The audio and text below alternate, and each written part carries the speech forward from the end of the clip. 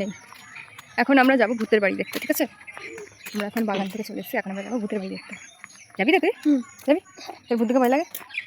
ভয় লাগে কতটা? অনেকটা ভয় লাগে। আচ্ছা, এটা হচ্ছে আমাদের থানার রাস্তা, চারিপাশে গাছ, এটা হচ্ছে থানা। এটা হচ্ছে মেইন নদীঘাট মোড় থানা। দিদি দিদি, হ্যাঁ এখানে থানার এখানে যারা থাকে তাদের জন্য রান্না হয়।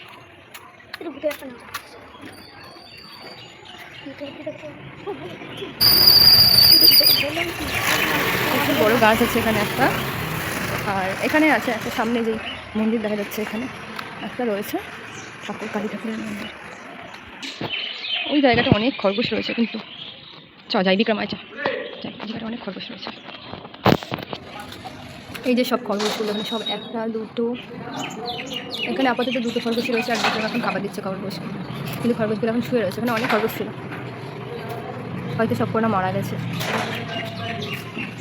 চল বিক্রম, চল যাই।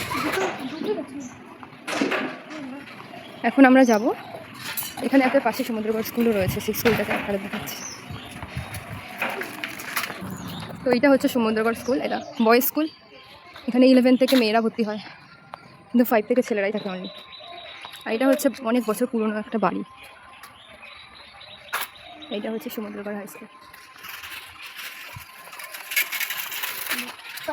বিক্রমের এখানে আসতে খুব ভালো লাগে, তাই না?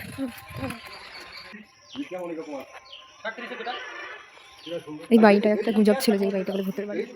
এই বাড়িটায় কেউ থাকে কিনা সেটাও আমরা জানি না। বিক্রম, তোর এই বাড়িটা কি ভূতের মতো লাগে? ওখানে মনে হয় তোর ভূত আছে? যাবি ভেতরে? যাবি যাবি সেটা ভয় পাস? তো আমরা বাড়িটার কিচেন সাইডে যাবো, ওখানে একটা খুব পুরনো নদী টাইপের মতো কিছু আছে, কিন্তু ওইটা জল পুরো নোংরা হয়ে গেছে। আর তোমরা দেখতেই পাচ্ছ এখানে পরিবেশটা কীরকম, খুব চুপচাপ। আমরা এখন যাচ্ছি, গিয়ে দেখাচ্ছি। এটা হচ্ছে বাড়িটার পেছন দিকে, এটা একটা আলাদা বাড়ি, এই বাড়িটা আলাদা ছিল। আর এটা হচ্ছে সেই নদীটা।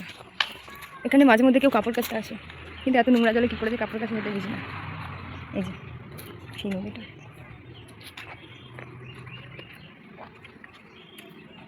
তো গাইস, আজকের জন্য এই ব্লগটা এখানেই শেষ। লাইক কমেন্ট সাবস্ক্রাইব করতে। বিক্রম বলছে লাইক কমেন্ট অ্যান্ড সাবস্ক্রাইব করতে। Bye bye.